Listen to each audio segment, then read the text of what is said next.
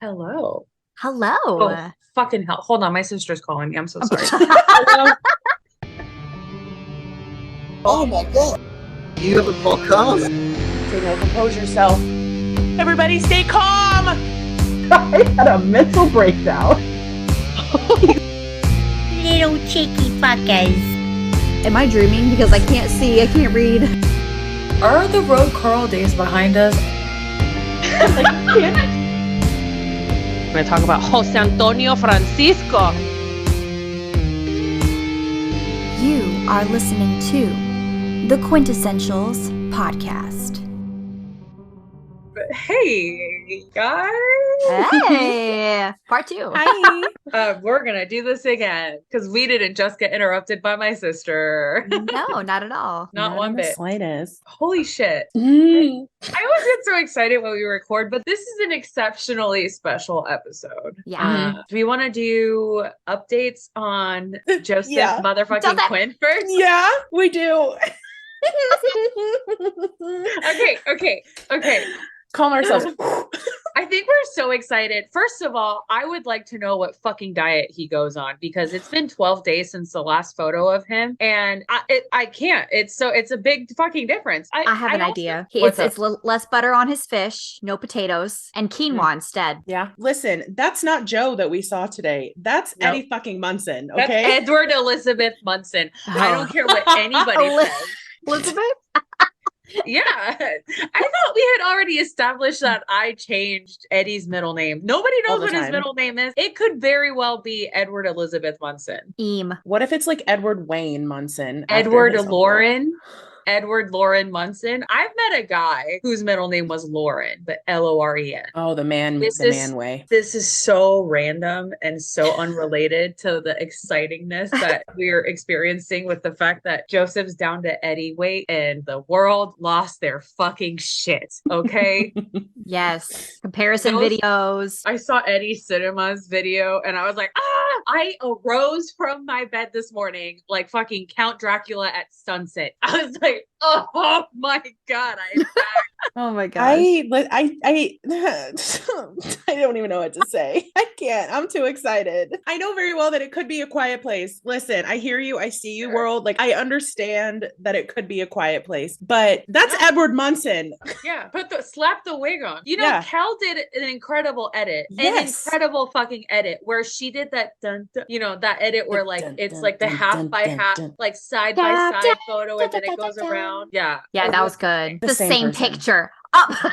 Well, and so I'm upset because I genuinely thought he also attended the BAFTA Awards, but I guess somebody took it upon themselves to edit Speaking of Eddie. to edit his face onto Eddie Redmayne's outfit, which might I Looked add, chef's kiss. it looked so good because it looked like an outfit that he would have fucking worn.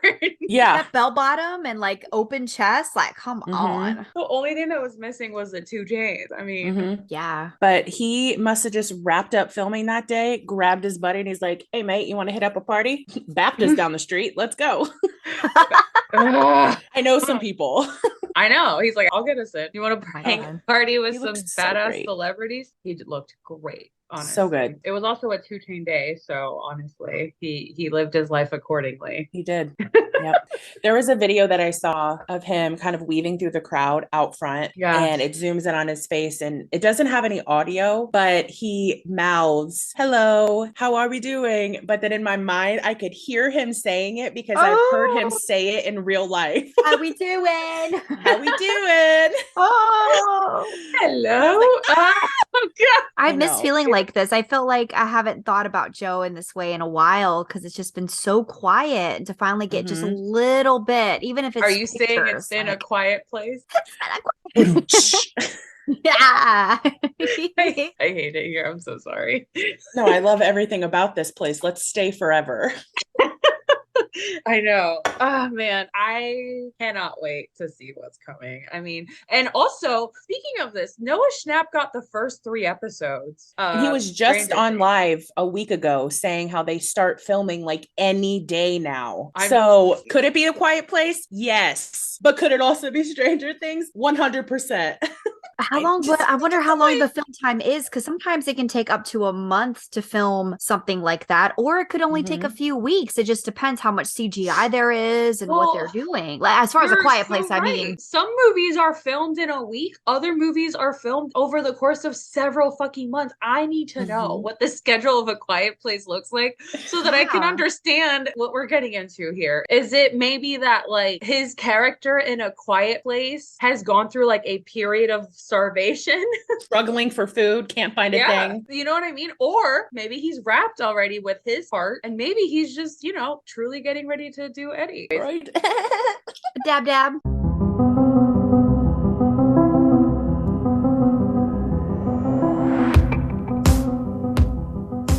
But you know who else who was actually in attendance at the BAFTA Awards? Who, Laura? Tell us. The person we're here to talk about today.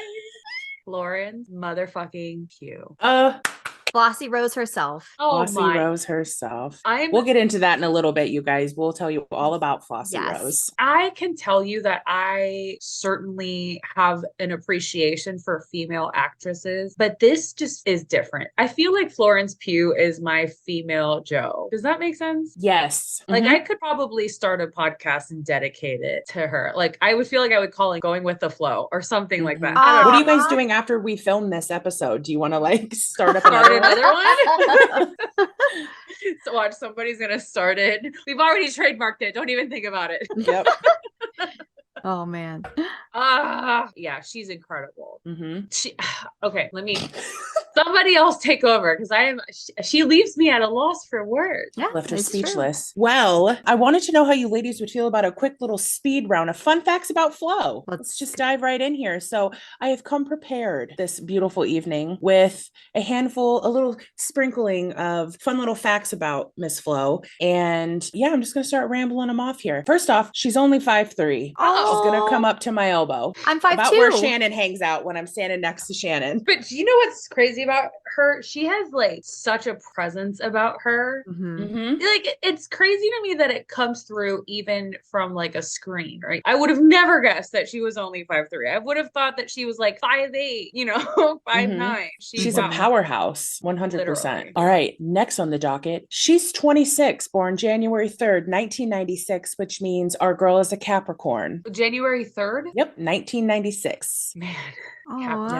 She's so young. Oh, so she's fiery. You know what? No wonder she's so good at what she does. Capricorns are extremely meticulous people, almost to a fault, and they really do so well at everything that they dedicate time and energy to because they're that meticulous and almost a perfectionist level. Yeah. You know what I mean? So that makes perfect sense to me. Next up, the poop emoji is her favorite to use out of all of the emojis to choose from. Yes. Didn't she call it the smiling poo or something? Smiling poo. Snails are her favorite animals. If you ever talk about eating snails, unaliving snails, she would probably rip your face off. She wants to own snails. There's videos of her holding snails, loving on snails.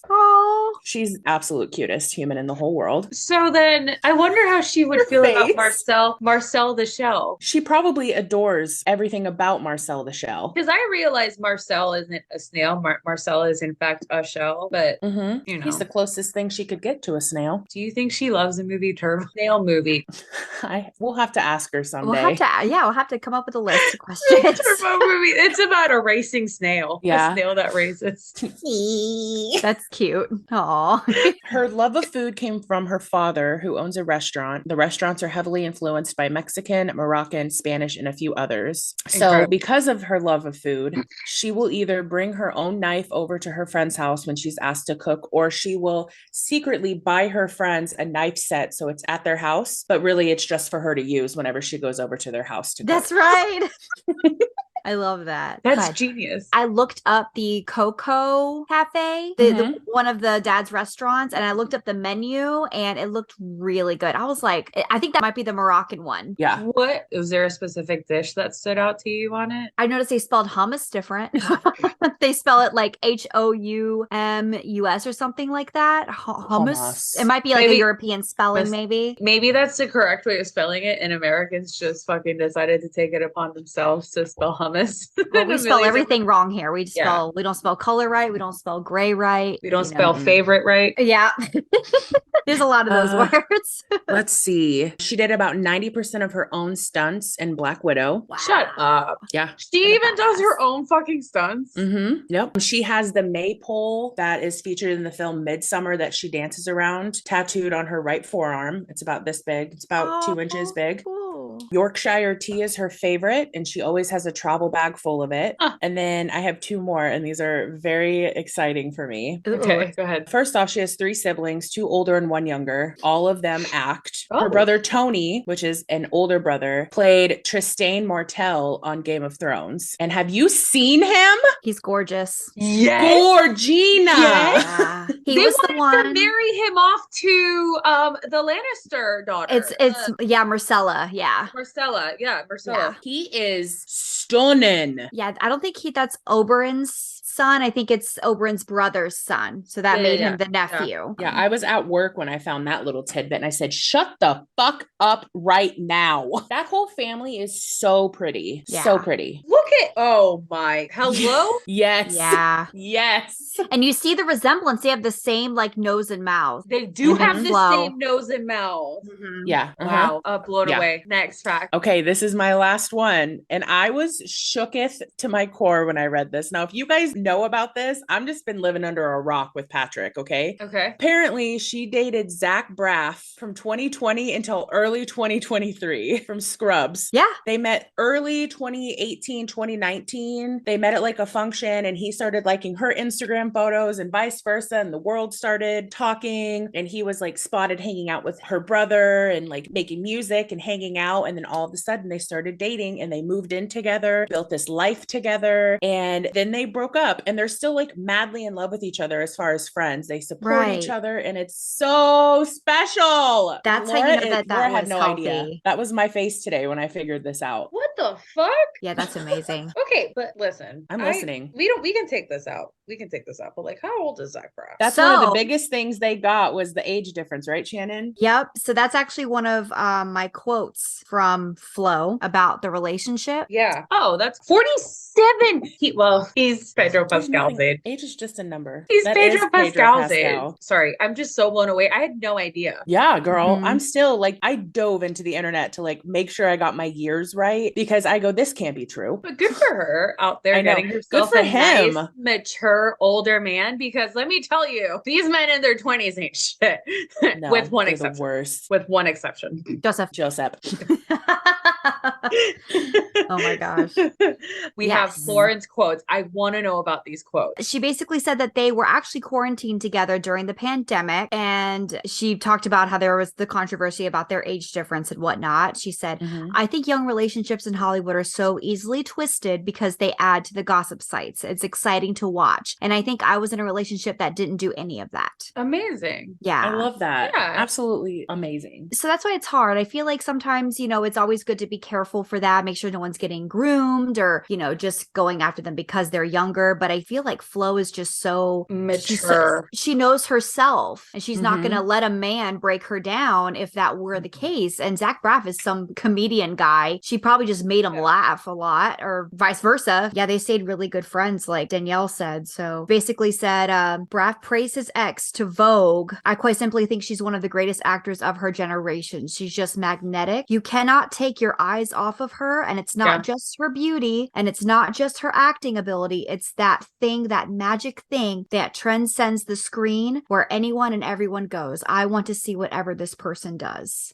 What a sweet thing to say about somebody. It is Your an ex. but it is an incredible way of describing her. And I think he just encapsulated, and I hate to speak for the three of us, but I think he genuinely just encapsulated how people feel about her and how we feel about her. Yeah. Mhm. Is absolutely, she's absolutely so magnetic. But you know what's really interesting about this is that I've always had something to say about big age gaps, right? Because people are always so thrown off by it. For example, my dad is 13 years older than than my mom. Right. But I've always said that more than the age gap, it's more about the stage in life where the person is at, right? Mm-hmm. A 30-year-old dating a 43-year-old is not really that serious, but a 10-year-old dating a 23-year-old is illegal as fuck. You know what I mean? Yeah. Like it has everything to do with maturity and the stage in life where somebody's at. And I think that Flo is so fucking ahead of her time. And honestly, it's incredible. They seem like they were the most beautiful couple. And I love that he still has so much respect and admiration for her even after, you know. Yeah. So I love that. Thank you, Shannon, for sharing. Absolutely. Mm-hmm. I have just two more quotes. One was when it was for The Falling in 2014. Carol Morley was the director. Mm-hmm. And when Pugh left the audition, Morley recalls the casting agents falling into silence. She said, I asked them, what's the matter? Did you not think she was amazing? They said to me, we've got goosebumps. That was like discovering a young Kate Winslet. What? I got goosebumps just reading that. That's insane. Yeah. It's like to be able to see that talent in such an early stage of her career. Exactly. Like in that moment, those people that saw her audition knew that she was going to be a star. Yeah, they saw that talent. She was like 17 when she was in The Falling, by the way. Like Just she was a baby. It's wild. And then during a Little Women interview, Saoirse said, I guess they asked who would be able to win some sort of drinking competition or like drink this mega beer. And they said Flo because she can hold her liquor. She would be another one that would probably be so much fun to just hang out at a bar with. Yeah, absolutely. Like a blast in a glass. Can you imagine? I don't put this Stop. out there. I don't even want you to say it. I'm getting out of here. I'll see you later. Her and Joe in a movie together, maybe like a period piece where they're like romantic. Like, oh, come on, Danielle. No, I'm saying, and I'm hiding my face because they don't want to show emotion. I want that. Okay. It's not just gonna be the undeniable fucking chemistry that will be there because their personalities are just so fucking incredible. But it's the energy that those two will unequivocally bring to that fucking set. Bananas. Can you imagine if it was like a forbidden love type thing and how intense Joe is and how intense she is and they can't be together? I would be sobbing. Like, I got one more. I got one more. Yes. All right, are you ready for this one? No. Okay. Whenever they definitely cast Joe as young Barbosa, plays his love interest. Oh my God, imagine her in a cute pirate outfit. Shut up. I feel like I have tears in my eyes. Maybe. Hello? I forgot how to breathe. Okay. I think my heart stopped. You guys, I am unwell. First of all, she can do no wrong in my eyes. I mean, there's so much about her that's just positive. You can just tell she just brings this incredible fucking energy wherever she goes. But not only does she bring this incredible energy, you can just tell based on how her co-stars talk about her, based on how she carries herself, based on the way that she talks. And she has done and said a lot in the realm of body positivity. And I think one of you guys had something. I did. Yeah. I want to learn more about that because I would love to know the quote that what she had to say about body positivity and then go from there because, oh my God. Yeah. This is one of the reasons why I am truly and utterly obsessed with this woman. Laura said it before, she can do no wrong. And I have listened to so many interviews and read so many articles where she preaches about empowering body positivity. And I found a little snippet from an article that I want to read to you guys that really encapsulates her and her vision for what she sees for herself and what she sees for other women in the world. And it's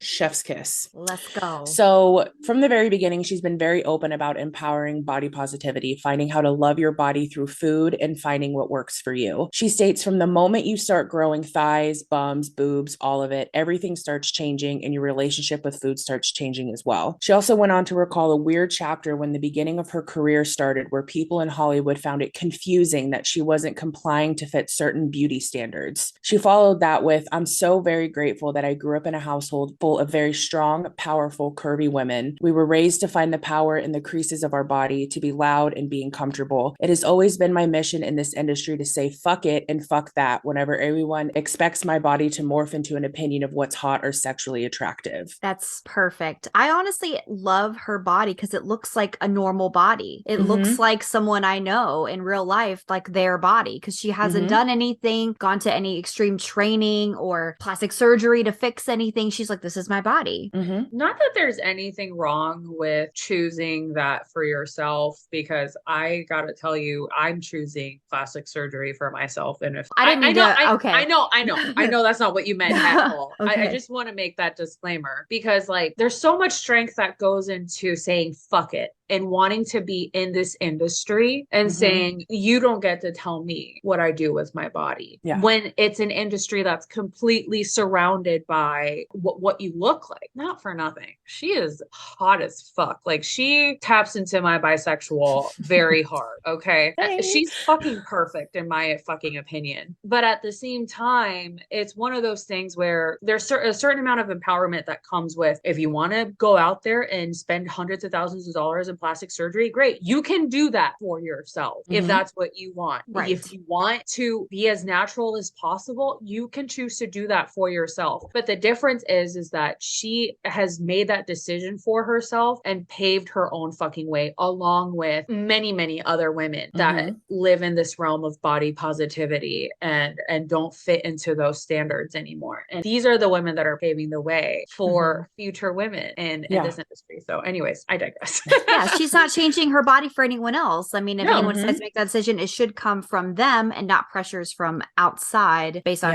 how they think she should look. One thing I do want to touch on before we move on to the next subject is she was casted as Yelena in A Black Widow, and they of course wanted her to go on not necessarily a diet to lose weight, but to just be able to physically be able to do 90% of the stunts that she was to do in that movie. Which she did, right? Which she did. But she said, I was very meticulous and part of figuring out the regimen of what I was going to eat and what I was going to be doing and how I was going to continue to take care of my body the way that I wanted to take care of my body and still hit the goals that they had in place for me. It was like, you go, girl. You know what? You still want to eat that chocolate cake tonight with your filthy martini? You go right on ahead, because she knows that she's going to take care of it tomorrow. That's what she said, because she always is cooking and she'll always have a drink with her. And it can be a filthy martini. She's done a few little lemon ziti's, which are like little lemon spritzers. But she's like, I'm going to treat myself. But she goes, but I also know how to do it in moderation to where I can still enjoy my life and continue to do my job. Right. So she's pretty much just like, fuck all y'all. I'm going to do me.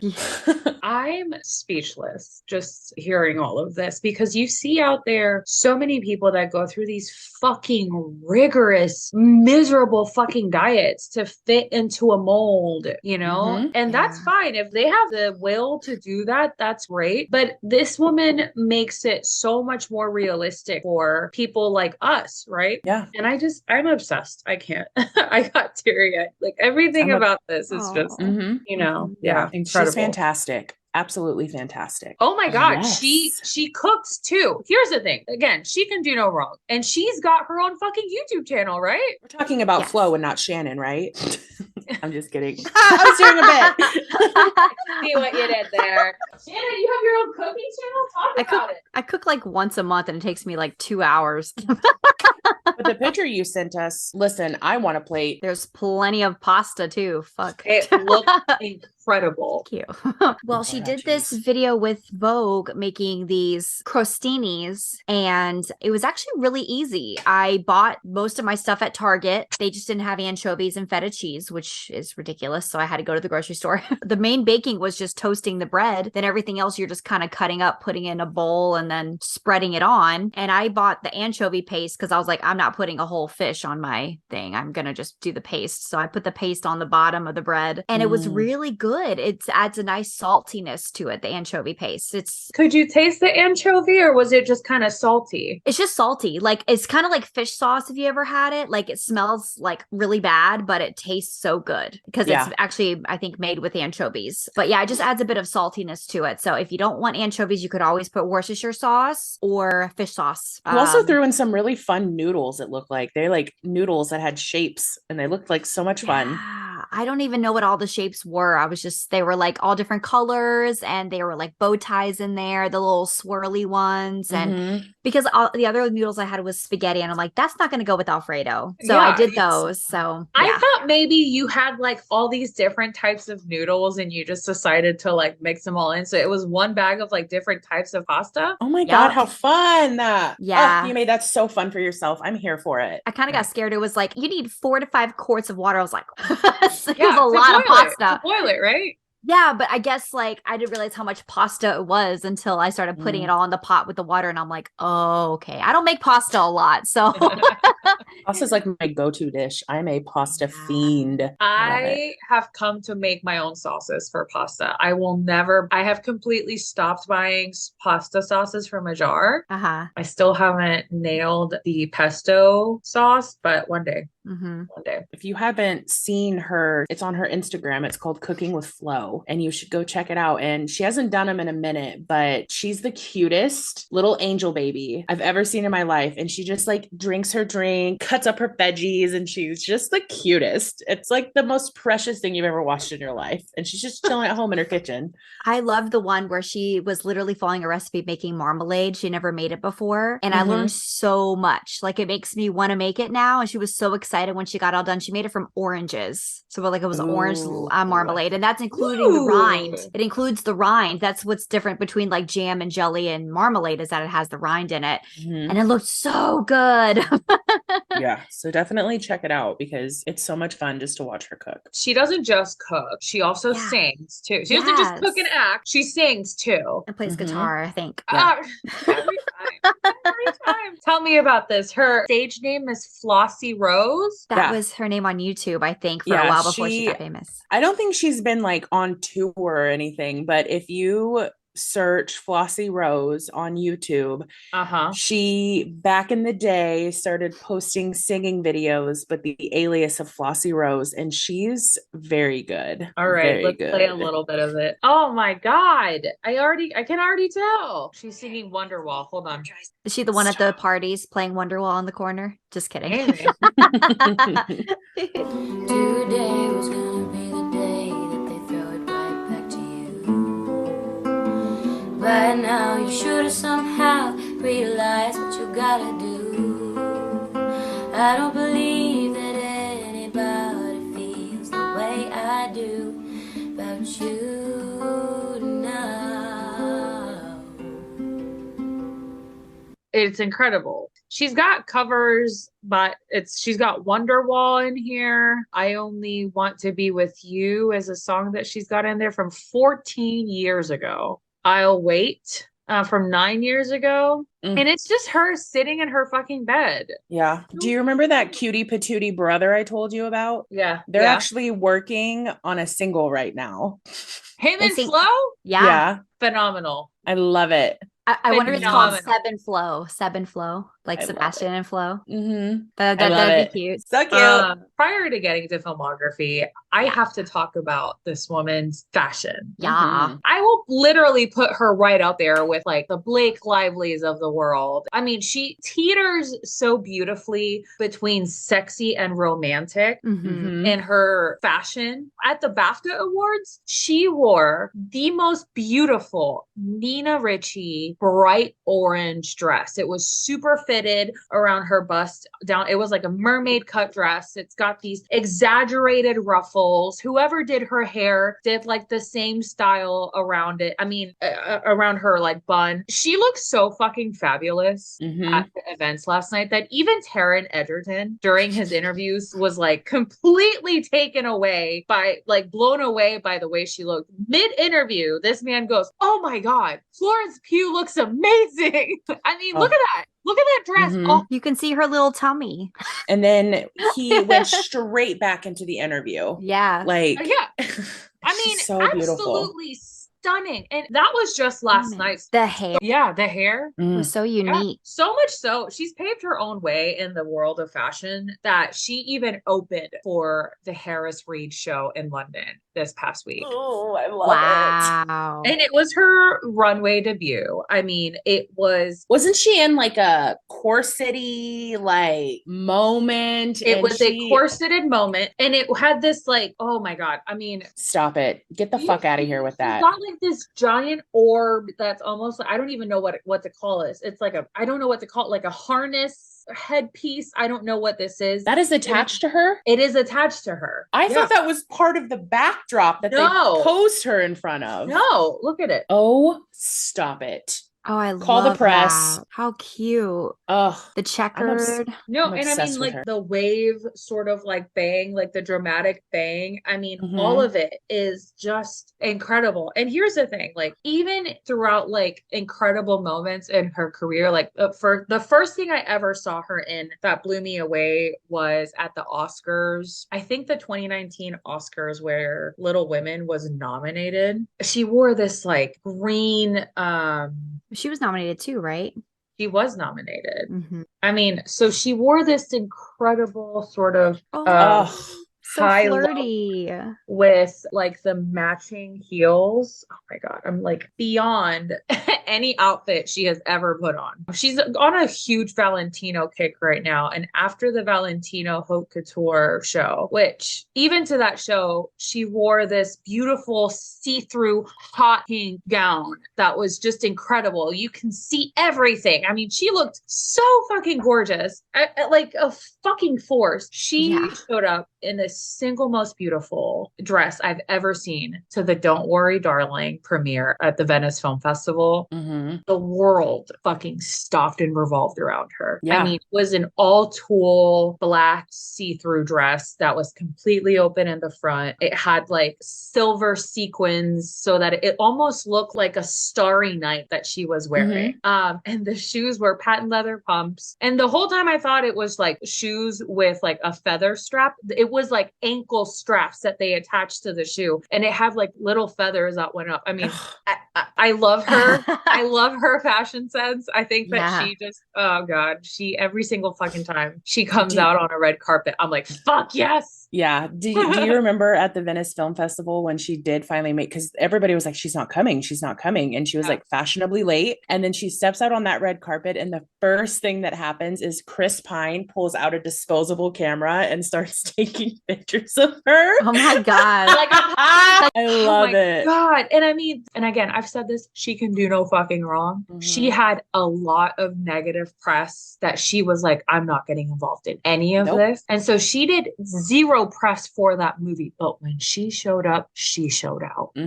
She sure did. And she was like, I'm gonna, fuck it and fuck that is what she said. I mean,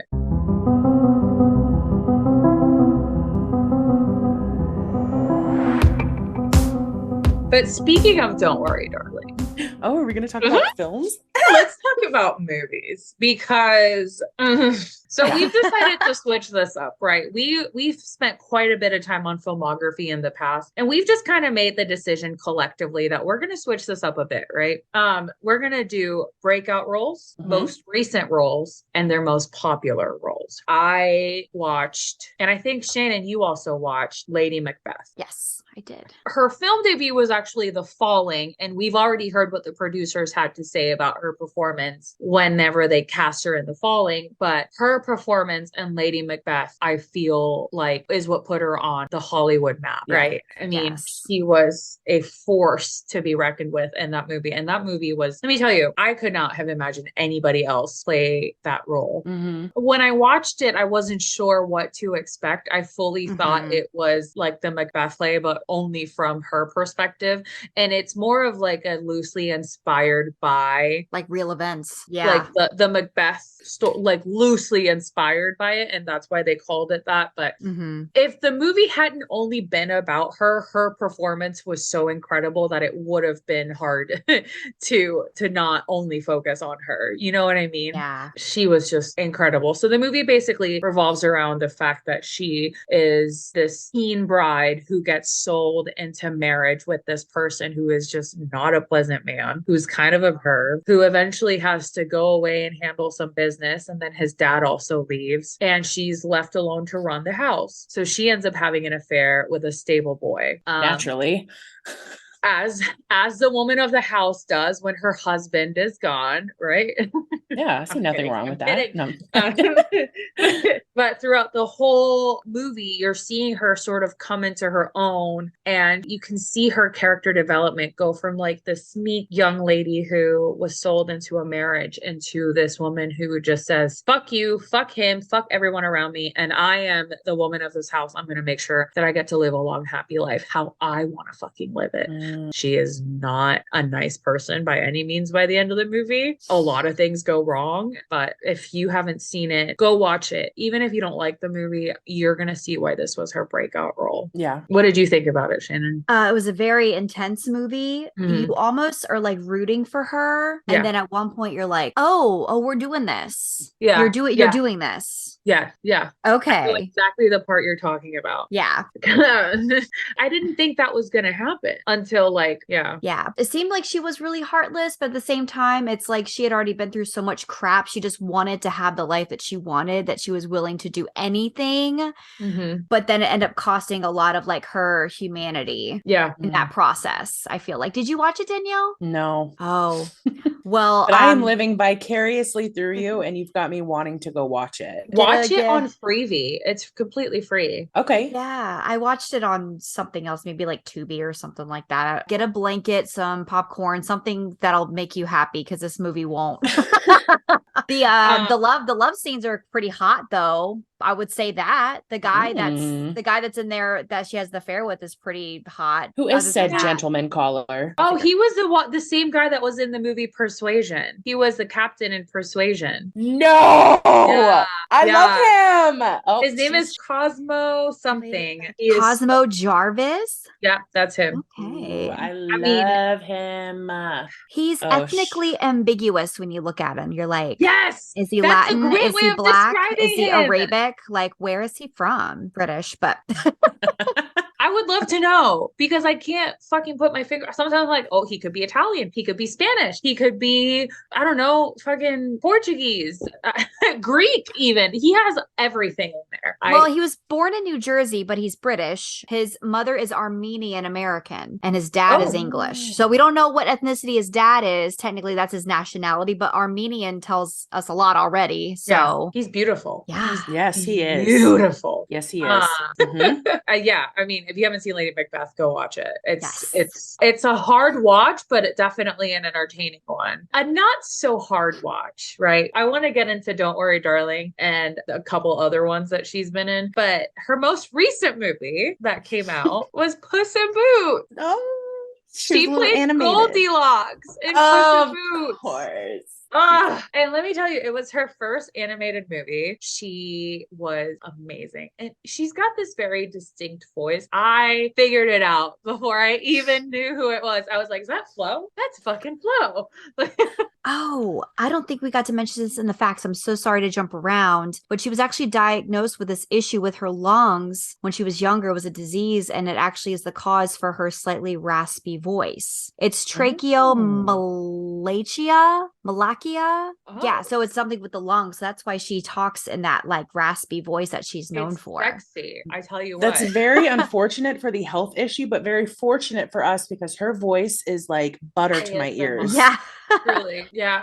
That's crazy. That's wild. I had no idea. But I mean, yeah, Puss in Boots was like the cutest little fucking movie. She plays Goldilocks. She is like chasing Puss in Boots and the other cat and the dog when they're trying to get to the star and make their wish, and it's like the cutest fucking thing. I love Antonio Banderas. I hope they got to they probably record them individually, but I hope she got to interact with them, like Antonio and Salma, and like meet them and see what that was like. That would be so cool to see. So if that's out there, I love it. Yeah. Antonio Banderas. Ooh, that sexy man playing a kitten. He says rawr. He says rawr.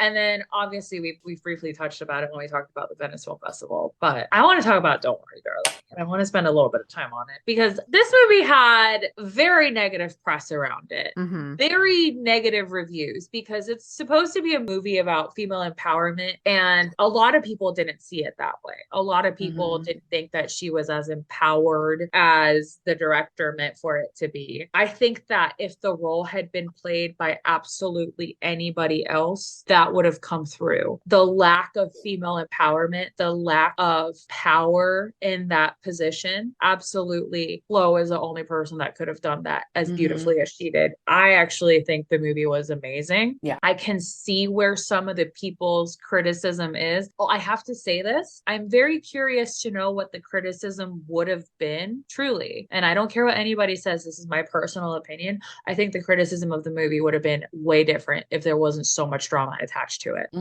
I agree 100%. Right? Because, I mean, granted, it was an extremely successful movie, all things considered, but there was so much negative press around it that she refused to do any press around it, any of the press junkets or any, advertising for it other than just the Venice Film Festival. And I can certainly understand why. I don't really feel I need to touch on it, but her performance in that was beyond so good. I mean, she carried that movie for sure. Yeah. I feel like if you watch the movie and remove that aspect from it, you will be able to see just how great that movie is. I watched it with that mindset, thought it was phenomenal. And I've watched it 3 more times since then because I pick up on an Easter egg or piece things together that I didn't pick up the last time. Right. This movie is wild. There's so many bits and pieces and things hidden in the curtains. And not only is it that, but the acting in this movie is outstanding. Yeah. Absolutely outstanding.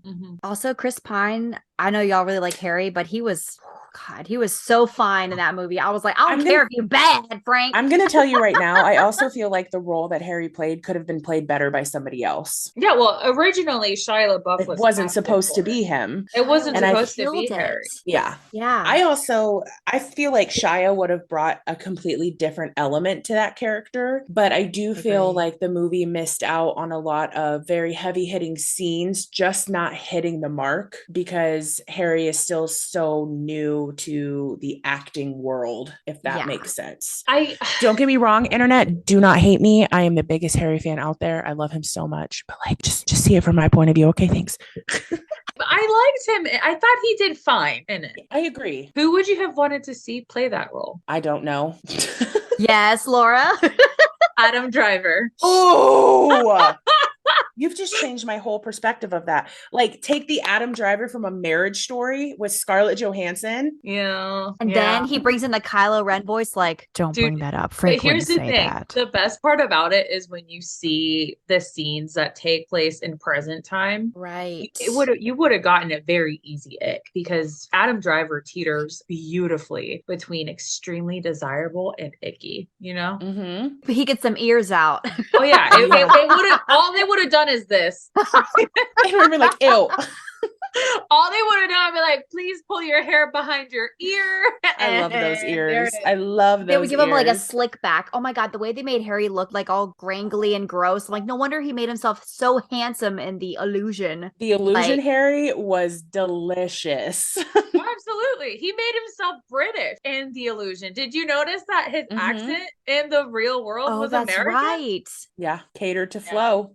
We all want a British boy. We all want a British boy.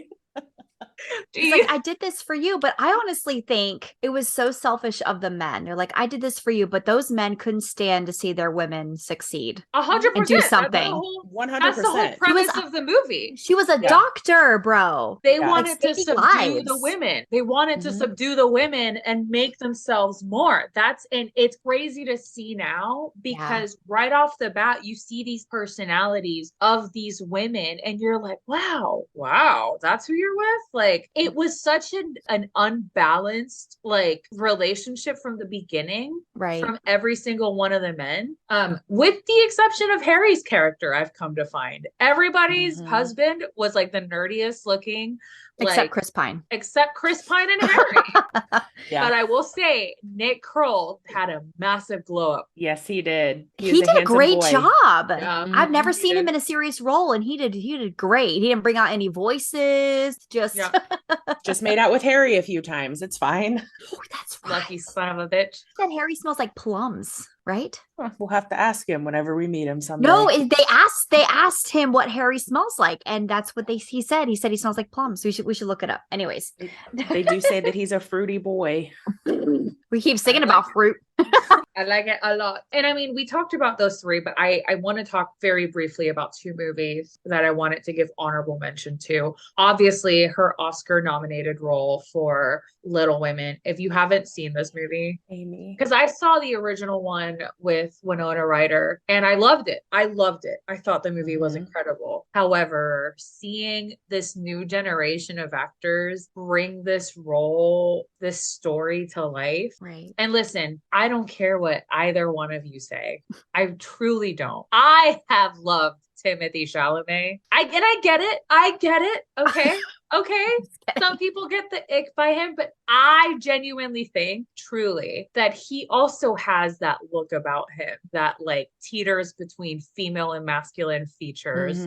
You know, he does have that. And so seeing him in this role to me was amazing. But Flo yet again took over. I mean, it was so beautiful to see her play this like friend role to Laurie's character and her admitting that she's always been in love with this person who never really loved her back until he did. Like it just so good. The moment that I really resonated with that movie was the scene where it's Laurie and Amy and she's like, why are you doing this to me? You're being mean. Yeah. And he's like, how am I being mean? And she goes, now all of a sudden you want me when the person that you want no longer Doesn't wants want you. And I have wanted you since I met you. I'm like, girl, yeah. I have been in that situation before. And she had grown so much in the movie to get to that point where she knew her self-worth. And just to hear her just be like, what is your problem, dude? Like, I'm not going to take second best just because now all of a sudden you want this from me because you can't have what you want. And that's the thing. Back in that time, being able to say something like that to somebody takes so much like strength. As a woman, you have somebody in front of you of wealth propositioning you to marriage and you say no. Like, you didn't want me to begin with, you know? Yeah. And you can see truly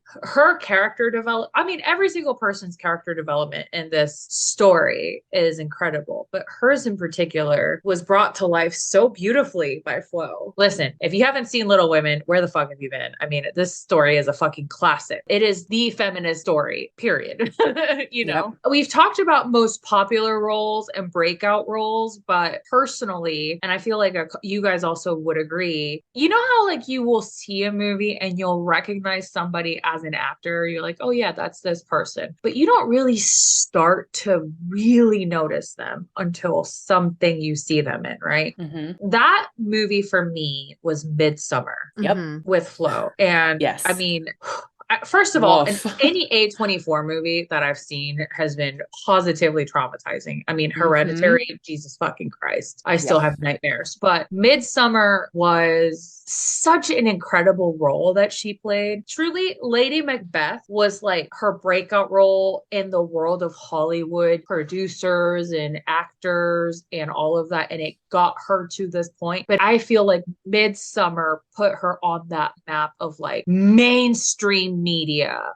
Exactly. But that performance as a whole, Midsummer, to me was just incredible. And the movie itself has such a strong and empowering sort of message. You had something to say about the female rage and as it relates. I wanted to touch on the female rage because I feel like it also does not get talked about enough in this world. This movie in particular has a very strong pivot to Flo realizing what is going on, and she is incredibly angry about it. Yeah. So typically in any type of female rage scenario, you see a girl that's wounded and she's upset and she's like, why are you doing this to me? I'm upset with you. And they're crying. Yeah. That's not female rage at all. No. So female rage is typically when you have an overwhelming feeling of frustration, coupled with desire to take action, resist, and dismantle what is going on around you because you are so utterly upset and angry and you want to just make the world feel your rage. There is a scene in that movie where everything just unravels and she loses her fucking mind.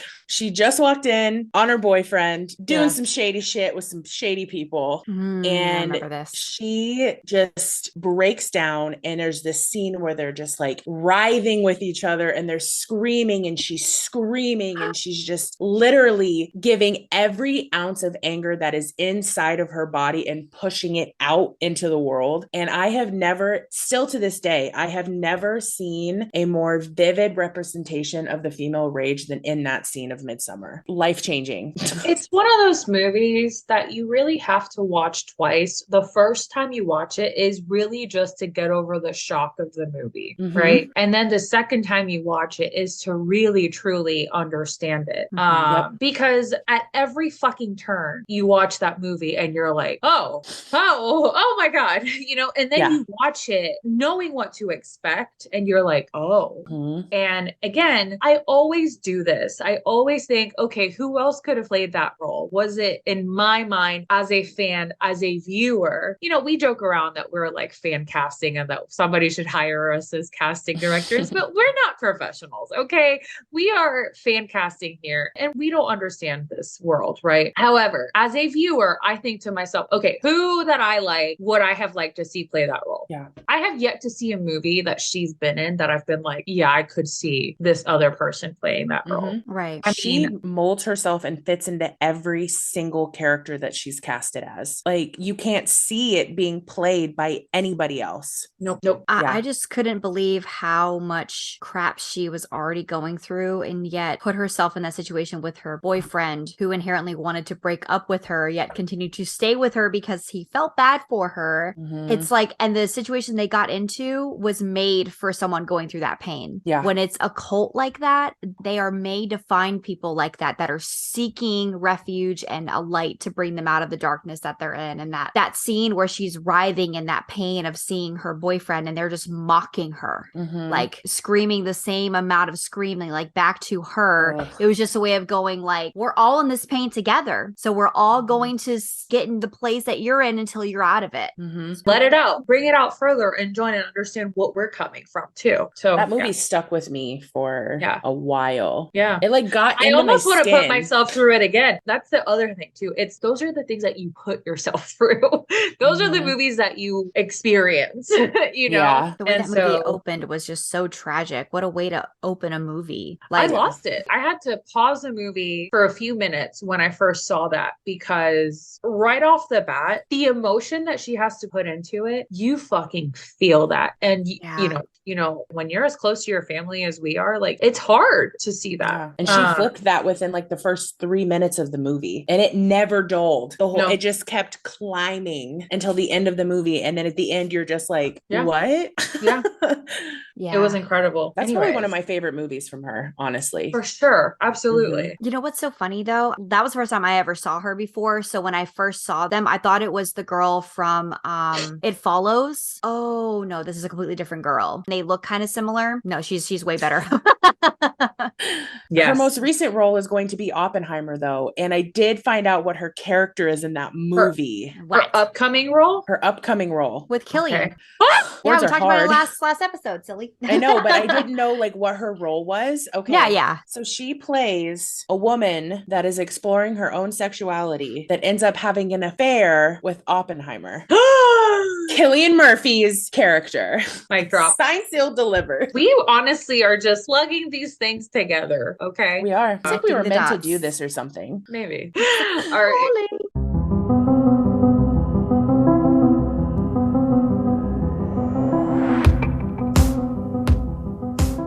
This was so fun. Did we Oh my miss God. anything? I mean, No, I think we covered a lot of things in a semi-short amount of time. So if you have any Yeah. questions, feel free to reach out to us. We'll be your point of contact during this journey. You can reach us through our socials. I think one of the best things about the direction we've agreed to bring the podcast has been opening this up to a multitude of different types of people. It's not just about your Joe Quinns. We want to do it about your Florences and your Killians and people that have been in the industry for decades and people that are just coming out. And I think this episode is so fucking special. And if you guys have recommendations on other women that you want us to do on non-binary performers, anybody, truly. And they don't just have to be actors, they can be musicians. Please let us know. Send us an email. Let us know who you think you would want us to do it on and why. And we'll definitely add them to the list. So let's go through socials. Danielle, if you want to follow us on TikTok, we are at the Quinn Podcast on TikTok, and we are at the Quinn Pod on Instagram and Twitter. While I'm here, my Instagram and my TikTok is at Laura Vanessa, Laura with an H at the end and Vanessa with an H at the end. Danielle? My TikTok is D Young, D-E-E-E Young. And then my Instagram is Miss Danielle, MISSDANYELL. What the hell is happening? MISSDANYELL. Thank you so much for being I'm here for you, today. baby. Shannon, you want me to do yours too while I'm here? No. My name is Shannon, and I'm on TikTok by What's Up Shannon. Come say what's up. And then I'm on Instagram, Starry Eyes, STARRYYEYES. Yeah. And go follow Florence on socials. If you don't follow Florence, she is a badass. Go look at what she's been wearing lately because she's a hot lady with an incredible sense of fashion. And keep an eye out for Oppenheimer. Who are we doing next week?